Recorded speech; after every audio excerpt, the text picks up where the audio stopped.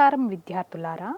మన భూమిపై అనేక రకాల మొక్కలు మరియు జంతువులు ఉన్నాయని మీకు తెలుసు. ఒక జీవిని ప్రభావితం చేసే వాటి రసాయన పరస్పర చర్యలతో పాటు భౌతిక మరియు జీవకారకాల మొత్తాన్ని పర్యావరణం అంటారు. జీవులు ఒకదానితో ఒకటి మరియు బయాటిక్ కారకాలతో సమతుల్యతను కలిగి ఉంటాయి. భౌతిక కారకాలు లేదా ఏబయాటిక్ కారకాలు భూమి, గాలి, నీరు, సూర్యకాంతి మొదలైనవి మరియు జీవ సంబంధమైన లేదా జీవ సంబంధ కారకాలు జీవులను కలిగి ఉంటాయి. ఒక జీవి నివసించే ప్రదేశాన్ని బయోస్ఫియర్ అంటారు. పర్యావరణ వ్యవస్థ అనే పదాన్ని మొదటిసారిగా 1935లో బ్రిటిష్ వృక్ష శాస్త్రజ్ఞుడు మరియు పర్యావరణ శాస్త్రవేత్త అయిన ఏజీ టాన్స్లీ పర్యావరణం యొక్క ప్రాథమిక యూనిట్ను వివరించడానికి ఉపయోగించారు.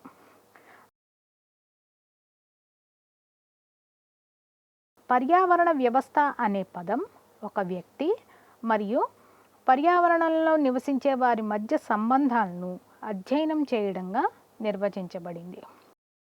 శిక్షణ లక్ష్యాలు. ఈ పాఠం పూర్తయిన తర్వాత మీరు తెలుసుకోవచ్చు: ఆహార గొలుసు మరియు ఆహార వెబ్లు, బయోమాస్ పిరమిడ్, సంఖ్యల పిరమిడ్, శక్తి యొక్క పిరమిడ్. కీలక పదాలు: పర్యావరణ వ్యవస్థ,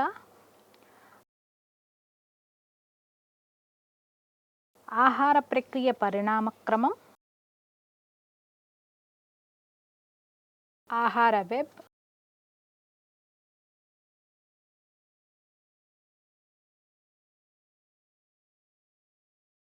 ఉత్పత్తిదారులు, వినియోగదారులు,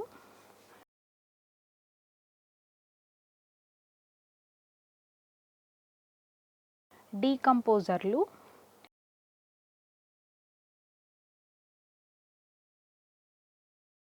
నిచే, పర్యావరణ పిరమిడ్,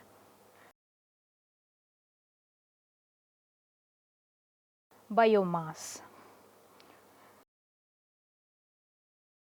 ఇక్కడ పర్యావరణ వ్యవస్థ యొక్క కాన్సెప్ట్ మ్యాప్ను పరిశీలిద్దాం.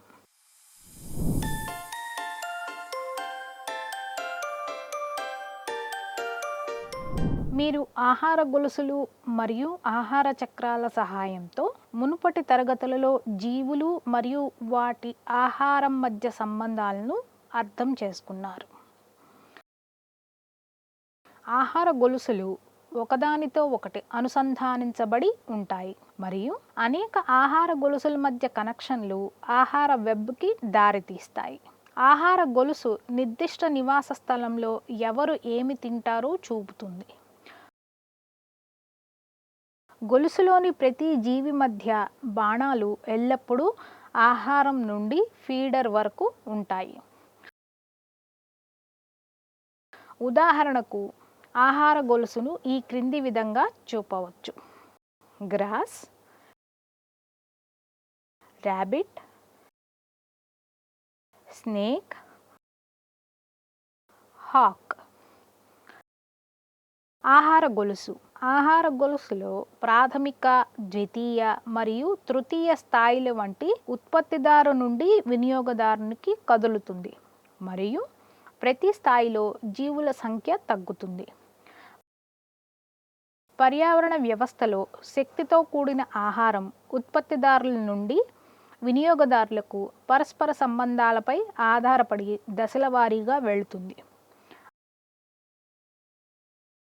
ఆహార గొలుసు శక్తి ఒక జీవి నుండి మరొక జీవికి ఎలా పంపబడుతుందో చూపిస్తుంది. ప్రతి శక్తి బదిలీ సమయంలో శ్వాసక్రియ మరియు ఇతర మార్గాల నుండి 80 నుండి 90% వరకు శక్తి వేడి రూపంలో కోల్పోతుంది.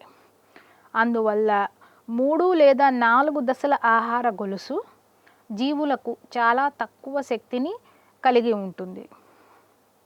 జీవావరణంలో భూ సంబంధమైన జల మరియు ఎడారి పర్యావరణ వ్యవస్థల వంటి అనేక ప్రధాన పర్యావరణ వ్యవస్థలు ఉన్నాయి.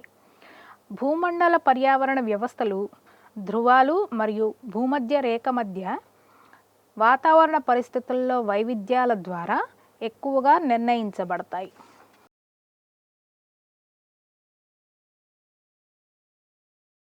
బేస్ వద్ద ఉష్ణమండల వర్షారణ్యాలతో ప్రారంభమై శిఖరం వద్ద శాశ్వత మంచు మరియు మంచుతో ముగిసే పోల్చదగిన పర్యావరణ వ్యవస్థలను మనం కనుగొన్నాం. ఈ పర్యావరణ వ్యవస్థలను ప్రభావితం చేసే వాతావరణ కారకాలు వర్షపాతం, ఉష్ణోగ్రత మరియు సూర్యుని నుండి కాంతి లభ్యత. అడవులు అధిక వర్షపాతం కలిగి ఉంటాయి, అయితే అటవీ రకం ఉష్ణోగ్రత మరియు కాంతి ద్వారా ప్రభావితమవుతుంది. అతి తక్కువ వర్షపాతం ఉన్న ఎడారి ప్రాంతాలకు కూడా ఇది వర్తిస్తుంది. పర్యావరణ వ్యవస్థలోని ఆహార గొలుసు జీవుల పరస్పర సంబంధాలపై ఆధారపడి ఉంటుంది. ఉదాహరణకు అఫిడ్స్ను అనేక క్రిమి సంహారక పక్షులు మరియు వార్బ్లర్స్, లేడీ బర్డ్లు మరియు ఇతర కీటకాలు తింటాయి. గద్దలు అనేక రకాల పక్షులు మరియు చిన్న క్షీరదాలను వేటాడతాయి. ఆహార వెబ్ అనే పదం సంక్లిష్టమైన పరస్పరం అనుసంధానించబడిన యూనిట్గా మొత్తం కమ్యూనిటీలో ఎక్కువ సంఖ్యలో సాధ్యమయ్యే లింకులను సూచించడానికి ఉత్తమమైన పదం. జంతువులు దాని సముచితంగా వివరించబడిన ఆహార వెబ్బులో ప్రత్యేక స్థానాలకు సరిపోతాయి. మొక్కల రసాలను పీల్చే అఫిడ్స్ సముచిత స్థానాన్ని ఆక్రమిస్తాయి.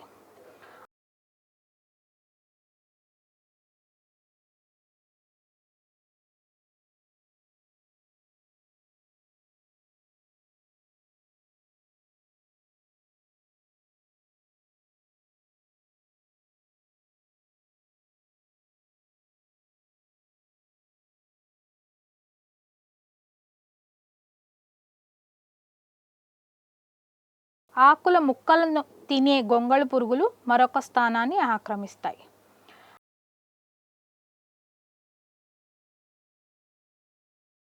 జింక వంటి సాపేక్షంగా పెద్ద మేత జంతువులు ఒక స్థానాన్ని ఆక్రమించాయి.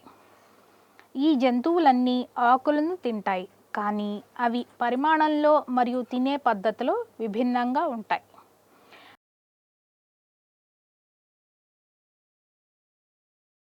నిచే అనే పదం ఆహారం రకం మరియు జీవన విధానం ఆధారంగా ఆహార వెబ్లో జంతువు యొక్క స్థానాన్ని సూచిస్తుంది.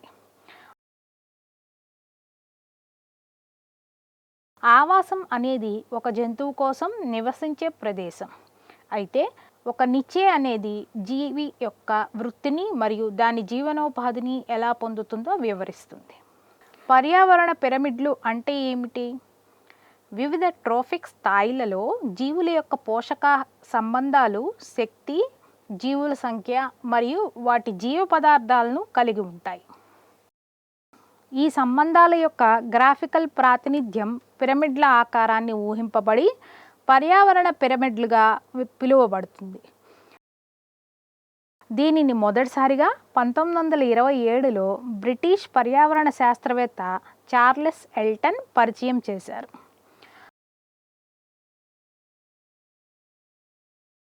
పర్యావరణ పిరమిడ్లు ఉత్పత్తిదారులు ఆధారాన్ని ఆక్రమిస్తాయి మరియు వివిధ స్థాయిల వినియోగదారులు వరుస శ్రేణులను ఆక్రమిస్తాయి.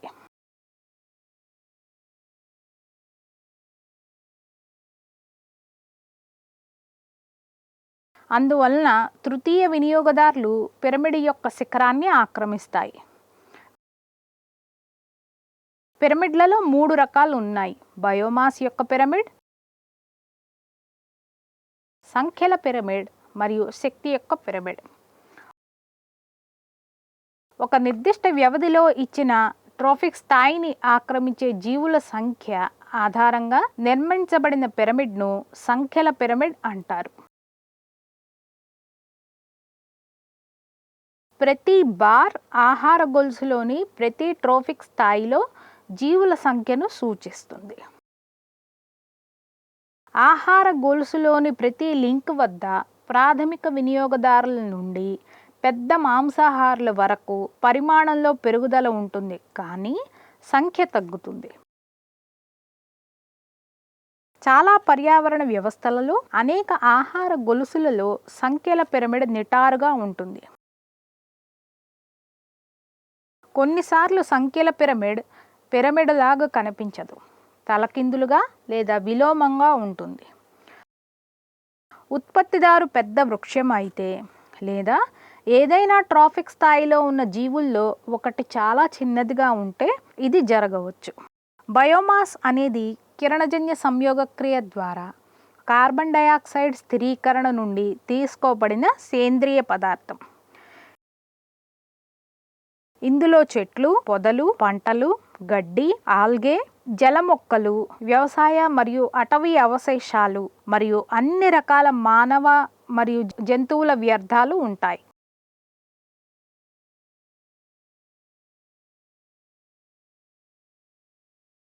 శక్తిగా మార్చగల ఏదైనా రకమైన మొక్క లేదా జంతు పదార్థాన్ని బయోమాస్ అంటారు.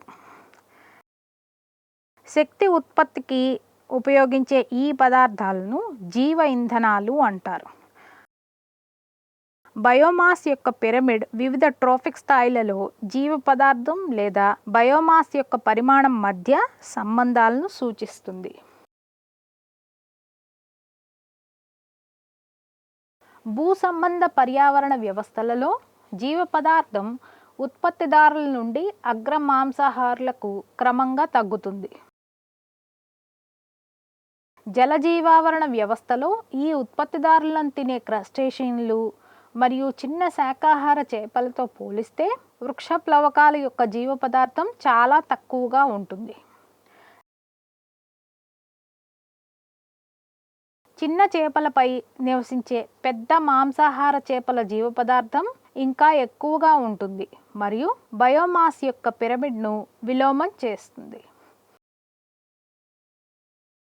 ఆహార గొలుసులో 10-20% బయోమాస్ ఒక ట్రాఫిక్ స్థాయి నుండి మరొక స్థాయికి బదిలీ చేయబడుతుందని కనుగొనబడింది. చాలా జంతువులు తమ ఆహారంలో 10% మించకుండా తమ శరీర కణజాలంగా మార్చుకుంటాయి.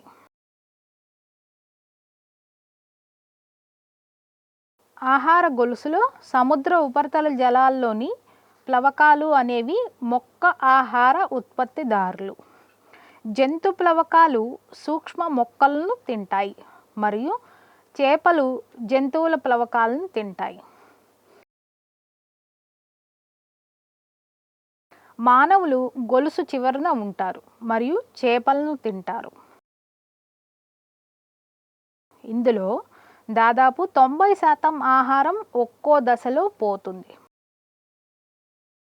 కాబట్టి 1000 కిలోల వృక్ష ప్లవకాలు 100 కిలోల జంతు ప్లవకాల నుండి 10 కిలోల చేపలను ఉత్పత్తి చేస్తుంది. ఇది 1 కిలో మానవ కణజాలాలను ఉత్పత్తి చేస్తుంది. దానికి అనుగుణంగా అసలైన మొక్కల సంభావ్య శక్తిని ఇస్తుంది. ఈ విధంగా ఆహార గొలుసులోని అసలు మొక్కల మూలానికి సమీపంలో ఉన్న జంతుజాతువులు ఎక్కువ మొత్తంలో శక్తిని పొందుతాయి. మరో మాటలో చెప్పాలంటే తక్కువ దశలు ఉన్న ఆహార గొలుసులో ఎగువన ఉన్న జాతులకు ఎక్కువ శక్తి ఉంటుంది. శరీర భాగాల పెరుగుదల మరియు పునర్నిర్మాణంలో ఉపయోగించే జీవులకు ఆహారం శక్తి మూలం. ఆహారం రసాయన శక్తి మరియు దాని నిల్వ రూపం సంభావ్య శక్తి. ప్రతి స్థాయిలో స్థిరపడిన శక్తి పరిమాణం ఆధారంగా నిర్మించబడిన పిరమిడ్ను శక్తి పిరమిడ్ అంటారు. ఏదైనా పర్యావరణ వ్యవస్థలో ఏదైనా ఆహార గొలుసు కోసం శక్తి యొక్క పిరమిడ్ ఎల్లప్పుడూ నిటారుగా ఉంటుంది. కిరణజన్య సంయోగక్రియ ద్వారా సూర్యరశ్మి, కార్బన్ డయాక్సైడ్ మరియు నీటి శక్తిని తగిన శక్తి రూపంలో అందుబాటులో ఉంచవచ్చు. ఆహార గొలుసులు మరియు ఆహార చక్రాలు ఉత్పత్తిదారుల నుండి వివిధ వినియోగదారులకు ఆహారం మరియు శక్తిని బదిలీ చేయడంలో సహాయపడతాయి. జంతువులు, మొక్కలు లేదా జంతువుల ఆహారం లేదా రెండిటి నుండి ఖనిజాలను పొందుతాయి. వృద్ధి మరియు పునరుత్పత్తి ద్వారా కొత్త జీవ పదార్థాల సంశ్లేషణ కోసం సమీకరించబడిన శక్తి అందుబాటులో ఉంటుంది. జీవులు మరణం లేదా వ్యాధి ద్వారా జీవ పదార్థాన్ని కోల్పోతాయి మరియు డెట్రైటస్ ఆహార గొలుసులోకి ప్రవేశిస్తాయి. జీవ వ్యర్థాలు కుళ్ళిపోవడం వల్ల పదార్థాలు తిరిగి పర్యావరణంలోకి ప్రవహిస్తాయి. పదార్థాల సైక్లింగ్ను కొనసాగిస్తాయి మరియు జీవులు మరియు వాటి పర్యావరణం మధ్య అటువంటి పదార్థాల ప్రవాహాన్ని పదార్థాల సైక్లింగ్ లేదా బయోజియోకెమికల్ సైకిల్స్ అంటారు. సహజ సమాజాలలో శక్తి పనిచేయడానికి ఉపయోగించబడుతుంది లేదా ఉష్ణం వలె కోల్పోతుంది. ఇతర జీవులచే వినియోగించబడదు మరియు పర్యావరణ వ్యవస్థకు ఎప్పటికీ కోల్పోతుంది.